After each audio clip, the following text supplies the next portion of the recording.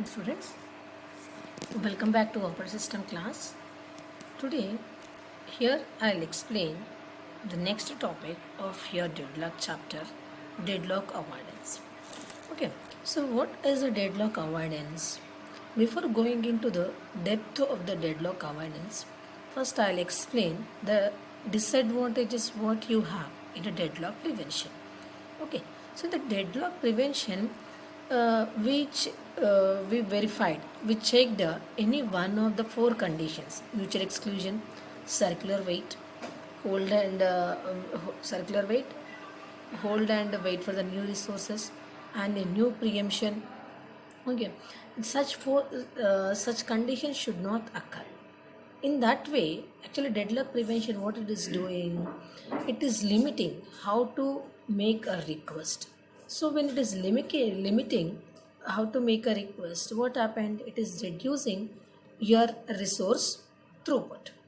Okay, means how to make a request. If there is a circular wait, the process cannot make a request for the resource. The mutual exclusion means if one process is using the resources, another process should not make the request. So in such way, what happened? The resource utilization is coming down. So when the resource utilization is coming down, then what happened? Your system performance will be decreased. Okay, your system throughput will be decreased.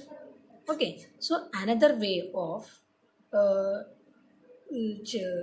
deadlock handling is deadlock avoidance. The deadlock avoidance, actually what we are doing, whenever any process want any resource, then what happened?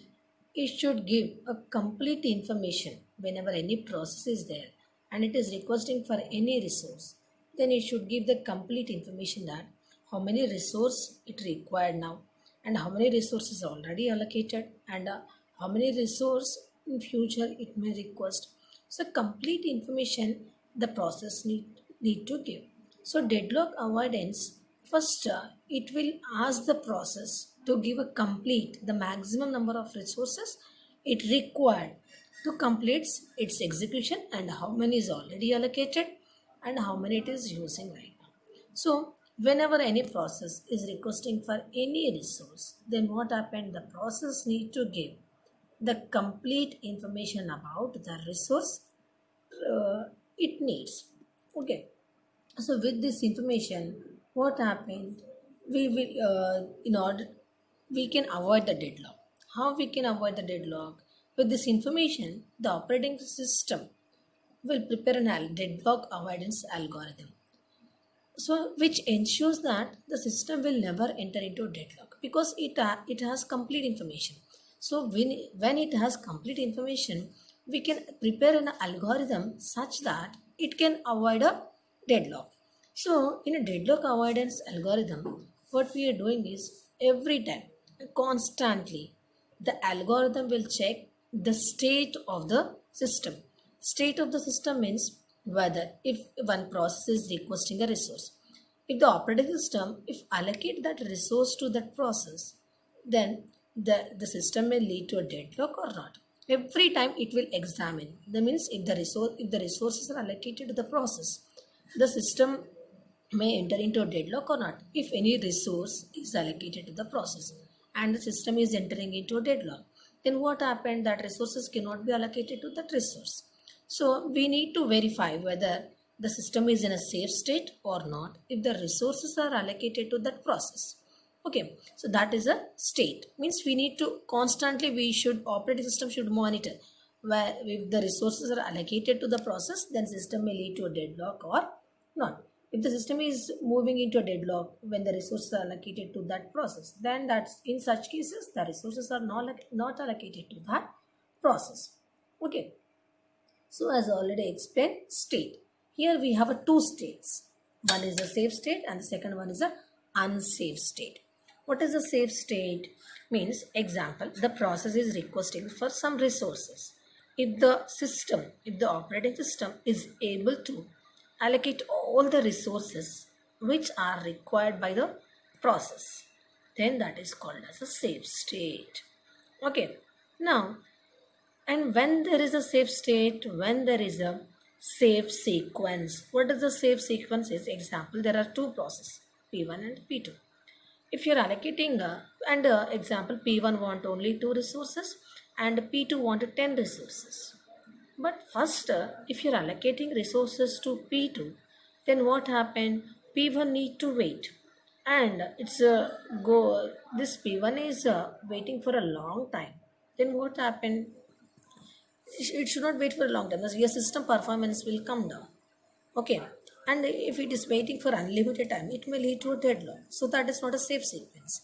In case if P1 is requesting 2 resources and P2 is requesting 10 resources, then if you are allocating resources to the P1, then P2, that is called as a safe sequence, because after P1 completes its execution, it will give the resources to the P2. So P2 is no need to wait for a long time. Immediately when the P1 released its resources, P2 can take that resources. Okay, so in that case, there is no question of the deadlock. That is called as a safe sequence. Now, the safe sequence example, if 3 processor, 4 processors are there, and when it is a safe sequence, in that the process PI can complete its execution, whatever resources are there with the system, plus and whatever resources are held by another process, because another process release the resources. When another process release the resources, then the current process can take the resources and it can complete its execution. Okay, so that is called as a safe sequence. Understood? In the safe sequence, what happened? First, we'll check the process can complete its execution or not. And how we'll check that? Whatever resources we have and whatever resources already given to another process. So, whatever resources we have plus whatever resources already given to another process, including if you can satisfy, if the operating system can satisfy the requirement of the process, then that is called as a safe sequence. Okay, so in the safe sequence, if the P1 needs some resources and that resources are not available right now, it can wait till the PJ release its resources. When the PJ release its resources, then P1 can complete its execution, PI can complete its execution. So it need to wait for a little time. In that case, there is no question of the deadlock. Okay, understood? And when P1 terminates its execution, then P1 can release its resources. Okay, and when the resources are allocated, if resources are allocated to the P1 and it is leading to a deadlock, it leads to a deadlock, then in that case what happened? The resources are not allocated. Understood?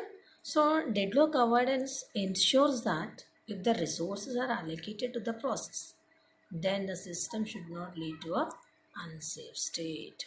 The resources are allocated to the process as long as the system is in a safe state. Okay, now we'll see the unsafe state. Unsafe state means the process is requesting for the resources, but that resources are not available with the system. Okay, then the process need to wait. Then that situation is called as a unsafe state. So unsafe state may lead to a deadlock, but not all the unsafe states are deadlock states. It may lead to a deadlock. Okay. Now, when the process makes a request for the resources, operating system will allocate the resources if the allocating the resources did not lead to a unsafe state. If it leads to a unsafe states, then what happened? The resources are not allocated to a process. Here you can observe the one pic I have given. It is from a Galvin textbook. See, there are 2 states. One is the unsafe state and the second one is a safe state. So, there one box, a rectangle box I have given. Unsafe state means it may lead to a deadlock, but it is not in a deadlock. It may lead. Okay. Now, the second one is a safe state. In the safe states, there is no question of a deadlock. Means when operating system thinks that the resources are allocated to the process, then the system may lead to a deadlock. So, in that case, what happened? The operating system will not allocate resources to a deadlock. So, resources to a process. Okay, that is an unsafe state. Clear all of you what is a state and unsafe state? Now, here we'll discuss about the deadlock avoidance algorithm. Okay, there are 2 famous algorithms for the deadlock avoidance. The first one is a resource allocation graph. The second one is a Banker's algorithm. Okay, how many algorithms we have? Two algorithms. The first one is the resource allocation graph and the second one is a banker's algorithm. Example, we have a resource type printer. If there is only one printer, then you can use the resource allocation graph. If there are more number of printers in the system, then you can use the banker's algorithm. Means if there is only the single instance of that resource type, you can go to the resource allocation graph. If there is a multiple instances of that resource type, then we'll go to the banker's algorithm. Okay, so depends on the instances, you can select the algorithm. Okay, here now we'll discuss about the resource allocation graph. It is also called as a RAG, resource allocation graph. This graph already I have explained in the last topic. Still again I will explain. Okay, resource allocation graph. Actually, resource allocation graph is nothing but whenever any process is requesting for any resource and whenever any process is allocated to, whenever any resource is allocated to any process and whenever any process is holding some resources. And what is the process? What is the resource? How can you identify? Okay, everything we'll discuss about in RAG. In RAG, everything is represented in the form of some symbols. So that is why RAG is called as pictorial representation of state of the system. Means what is the resource, what is the process, and how it is making a request and how it is getting the resources. Everything RAG will represent in the form of symbols only. So that is why RAG is called as a pictorial representation of the state of the system. Okay. Now, the second point, when you can see the slide, the resource allocation graph gives complete information about all the process which are holding some resources and it is requesting for another resources. So using a resource allocation graph, you can check what are the process and what resources that process is holding and what resources it is requesting. Everything you will get clear picture using a RAG.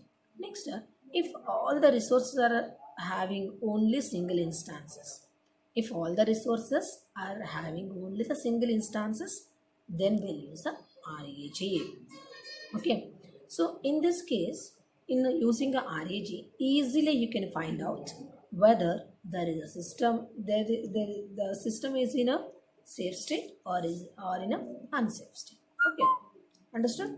So using RAG, easily you can find out whether there is a system in a safe state or in a unsafe state because it is a pictorial presentation. Easily you can find out. Okay, so in the resource allocation graph, how can you identify using a resource allocation graph? How can you identify whether there is a deadlock or not? Okay, how will you identify is if there is a circle, if there is a circle in the graph, then you can say that there is a deadlock. Okay, if there is a circle in the system, then you can say that there is a deadlock in the system. What is the circle? Already I have explained. If P1 is holding R1 and it is requesting for the R2, P2 is holding R2 and requesting for R1. So what happened in that case? There is a circle. P1 is waiting for R2 and P2 is waiting for R1. So in that case, the process will never complete execution. One process is waiting for the resource which is held by another process. Okay, so that process is waiting for the resource which is held by the current process. So in this case, the process will never complete its execution. So that is why the circle may lead to a deadlock. So using a resource allocation graph, we'll check whether there is a circle in the system or not. If there is a circle in the system, then we can say that there is a deadlock. So that is why it is easy to identify whether there is a deadlock or not using a resource allocation graph. You underline that point, circle is there or not. If there is a circle, then you can say that there is a deadlock in the system. Okay, And what components you are using in resource allocation graph? What components? Okay, so here we have a process vertex. Process vertex means which represents, process vertex represents all the process. What are the processes there in the graph? That are nothing but the process vertex, and which are represented by a circle. Okay, whatever process are there in the system that are represented by a circle. Now come to the next one, resource vertex. Whatever resources are there in the system, that resources are represented by a rectangle. Okay, all the resources together it is called as a resource vertex. Okay, remember process is represented by a circle, resources represented by a rectangle. Okay, now resources type also there are two types. Example, you have one monitor and one printer. Example, in the office or in your premises, you have only one monitor and two printers. Then monitor resource type is only single instance, and printer's resource type is a two instances, because you have a two resources. Okay, two resources of resource type. Okay, so resource type, there is a single instance, and the second one is a multiple instances.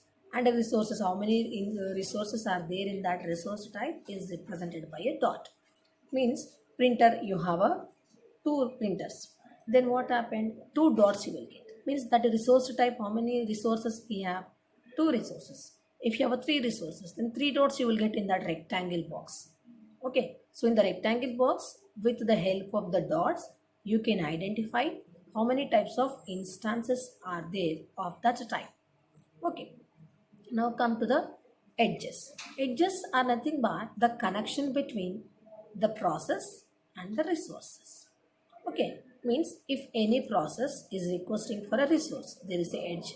If any resource is allocated to any process, that is also edge. Means this edges shows the direction, and it is the association between, it's a link between your process and the resources. Okay, so here how many how many edges we have? Assignment edge, requesting edge, and claim edge. This claim edge was not there in a deadlock starting resource allocation. The characteristics I have explained. No? There, this claim edge was not there, but in the resource allocation graph, here we have a claim edge. Okay, so what is an edge? It is a connection between resource and a process. How many edges we have? Three edges: assignment edge, requesting edge, claim edge. Now you can see what is a assignment edge. Assignment edge means assignment. If any resource, is allocated to any process, then that is called as assignment edge. In the assignment edge, tail is at the resource and head is at the process. Means tail is attached to the resource and head is attached to the process. Okay, assignment edge means if the resource is allocated to a process, then what is the connection between there? There is an assignment edge. There is a connection, there is an edge between a resource and between the resource and the process, and that edge is called as assignment. Means there that resource is allocated to the process. So when the resource is allocated to the process, then what happened? That connection, that connection is called as the edge. That edge is called as assignment edge. So in the assignment edge, tail is attached to the resource and head is attached to the process. Okay. Now the next one is the requesting edge. What is the requesting edge? When any process is requesting for any resource, then the connection between that process and the resource is called as a requesting edge. Okay, if any process is requesting for any resource, then the connection edge, that edge between the process and the resource is called as a requesting edge. So in the requesting edge, the tail of the edge is attached to the process and head of the edge is attached to the resource because the process is requesting a resources. Okay. Now come to the claim edge. Claim edge means in the future that process may request that particular resource. So if a process is going to request in the future that particular resource, then that will write the edge, will draw the edge between that process to that resource. But whatever edge is there, claim edge is there, no, that is little bit different compared to the requesting edge and the assignment. The requesting edge and the assignment edge, there is a solid line. Whereas in come to a claim edge, there is a dashed line between request and the process. Understood? How many edges we have? 3 edges. First one is the assignment, when the resource is allocated to the process. Requesting, when a process requesting for a resource. Claim edge, when any process is going to request that particular resource in the future, then that connection is nothing but the claim edge. Okay, you can see the diagram. How many edges I have given? 3 edges. Assignment edge, requesting edge, claim edge. Assignment, you can see R1 to P1. R1 to P1 means here R1 is allocated to the P1 already. Okay, so that is why that edge is called as assignment edge. In that case, you can observe tail is at the resource and head is at the process. Okay, now come to the P2. P2 is requesting for a R1. So you can observe the edge. Tail is at the P2 and head is at the R1. Okay, and there is a edge between P1 to R2 and P2 to R2 means P1 and P2. In the future, they are going to request for a P2. So that is why it is called as a claim edge. Okay, always claiming means future. So here claim edge means the process is going to request that resource in the future. Understood? Now, you can see. In RAG, all the process must claim resources in advance. So in RAG, what happened? Whatever process are going to request the resources, whatever resources they need, they should give that resource information in advance. Okay, means before starting its execution, all the process should give its requirements, how many resources they want. So if the process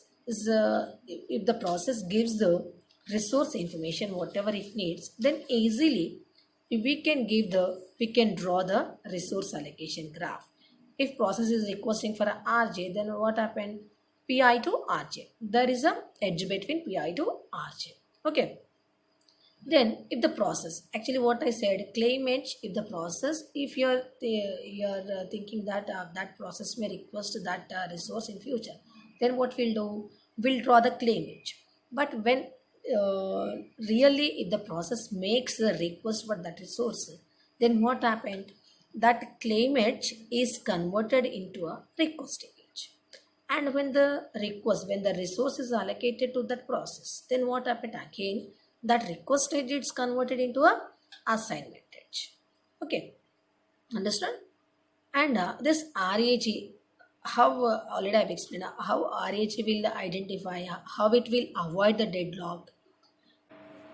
So how it will identify whether there is a deadlock or not, how it will avoid the deadlock. Means in RAG, when we found there is a cycle between a process and the request, between a process and the resources, then what happened? What will come to know that there is a deadlock if we allocate resources to that process. So in that case, what happened? Instead of allocating the resources, we make the process to wait for some time. Okay, understood? So how RAG will decide whether there is a deadlock or not? If there is a cycle between the process and the resources, then there is a deadlock. So when the resources are allocated to that process, it is forming a cycle. Then what happened? The resources are not allocated to that process. Here I'll give you one more example. See here, how many processes we have? 3 processes we have, P1, P2, P3. And how many resources? R1 and R2. Here, P1 is holding R1, P2 is holding R2. And P3 is waiting for R1 and R2. So, you tell me here, there is a deadlock or not? No, here there is no deadlock. Why? Because P1 is holding R1, but it is not requesting for any resource. And P2 is holding R2, and it is not requesting for any resource. P3 is not holding any resource, and it is requesting for R1 and R2. So when when P1 and P2 completes its execution and it will release the resources, that resources are used by the P3. Okay, so there is no question of getting a deadlock. Understood? Because there is no cycle here. If there is a cycle, then we can say that there is a deadlock. So in this way, it is easy to identify, it is easy to avoid deadlock by using a RAG. But when we'll use a RAG, when there is a single instance of that resource type, then we'll use a RAG. If there is a multiple instance of that resource type, then we'll use